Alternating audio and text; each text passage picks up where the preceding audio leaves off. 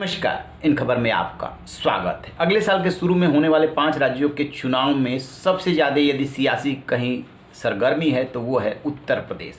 और अब उसी प्रदेश से सबसे बड़ी खबर आ रही है कि अयोध्या में राम मंदिर के पास जो ज़मीन ली गई है, खरीदी गई, अधिग्रहित की गई, उसमें महा घोटाला हुआ है। और ये सिर्फ आरोप नहीं है, सियासी आरोप नहीं है, बल्कि उत्तर प्रदेश के मुख्यमंत्री योगी आदित्यनाथ ने विशेष सचिव स्तर के अधिकारी को जांच के आदेश दिए हैं और 1 हफ्ते में रिपोर्ट मांगी है। इसमें बीजेपी के वहां के मेयर, मंडलायुक्त, डीआईजी समेत तमाम अधिकारियों जो ब्यूरोक्रेट्स हैं, उनके रिश्तेदारों ने ज़मीन खरीदी है कौड़ियों के भाव में, और अब वो फंसते हुए नजर आ रहे हैं। इसको लेकर के आप नेता संजय सिंह, समाजवादी पार्टी के नेता पवन पांडे वगैरह ने पहले ही आरोप लगाए थे। सुनिए इस पे एक रिपोर्ट कि इंडियन एक्सप्रेस अंग्रेजी दैनिक ने क्या छापा है। रिपोर्ट के मुताबिक 5 मामलों में महर्षि रामायण विद्यापीठ ट्रस्ट MRVT ने दलित ग्रामीणों से भूमि की खरीद में कथित अनियमितता की। जांच उन्हीं अधिकारियों के पास है जिनके रिश्तेदारों ने जमीन खरीदी है। ये लेन देन औचित्य और हितों के टकराव के महत्वपूर्ण सवाल हैं, क्योंकि कम से कम 4 खरीदार दलित निवासियों से भूमि हस्तांतरण में अनियमितता की कर चुके हैं। अनियमितता दिवंगत महेश योगी द्वारा स्थापित एक ट्रस्ट की जाँच करने वाले अधिकारियों से संबंधित है। गोसाईगंज विधायक इंद्र प्रताप तिवारी, महापौर ऋषिकेश उपाध्याय राज्य OBC आयोग के सदस्य हैं जिन्होंने अपने नाम से जमीन खरीदी है। एक अन्य विधायक वेद प्रकाश गुप्ता, संभागायुक्त यानी मंडलायुक्त MP अग्रवाल, पुलिस उप महानिरीक्षक दीपक कुमार, राज्य सूचना के संबंध में आयुक्त पुलिस सर्कल अधिकारी, एक सेवानिवृत्त IAS अधिकारी। 14 मामलों में रिकॉर्ड से पता चला है कि इन अधिकारियों के परिवारों ने शीर्ष अदालत के फैसले के बाद राम मंदिर स्थल के 5 किलोमीटर के दायरे में जमीन खरीदी थी।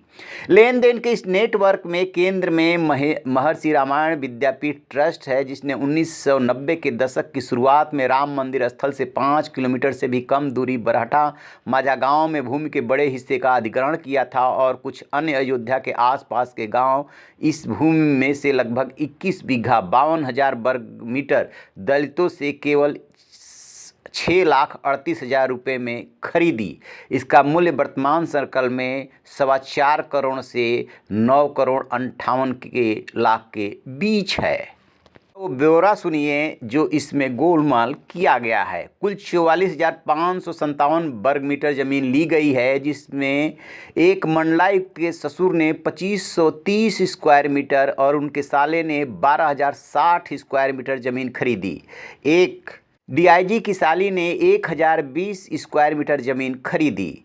अयोध्या में तैनात रहे एक मुख्य राजस्व अधिकारी ने साले व पत्नी के लिए 1,130 स्क्वायर मीटर ज़मीन ली। भाजपा विधायक के साले ने 2,593 स्क्वायर मीटर व 6,320 स्क्वायर मीटर ज़मीन ली। एक ट्रस्ट के नाम पे 9,860 स्क्वायर मीटर ज़मीन ली गई। भाजपा के एक अन्य विधायक और उनके भतीजे ने 5,174 स्क्वायर मीटर ज़मीन ली। एक रिटायर्ड IAS ने 1,680 स्क्वायर मीटर, मेयर ने 1,480 स्क्वायर मीटर ली।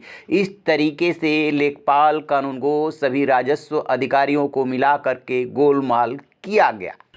जो जैसा कि आपने सुना, बहुत ही गड़बड़ है। ये वो लोग हैं जो वहाँ पे महत्वपूर्ण और प्रभावशाली पद पे बैठे हुए थे और इस बात को लगातार मॉनिटर कर रहे थे कि कैसे कौड़ियों की ज़मीन सोने की भाव होने वाली है। लिहाजा दलितों की ज़मीन पहले एक ट्रस्ट को ट्रांसफ़र की जाती है, क्योंकि दलित की ज़मीन दलित ही खरीद सकता है, सीधे सवर्ण नहीं खरीद सकता था। फिर वहाँ से कैसे ज़मीन हथियाई गई, कैसे कौड़ियों के भाव ली गई, ये सुन करके और जानकारी जैसे जैसे डेप्थ में हो रही है, ताजुब हो रहा है कि राम के नाम पे ये क्या हो रहा है। आप कहेंगे कि वो तो मंदिर बनाने में शामिल ज़मीन नहीं है, लेकिन आसपास ज़मीनें जो ली गई वो किस मकसद से ली गई कि उधर से लीजिए, इधर जो है महंगे दामों पे अधिग्रहित करा दीजिए, हो गया आपका काम। कौन कर सकता है जो उस पूरे सिस्टम को समझ रहा है।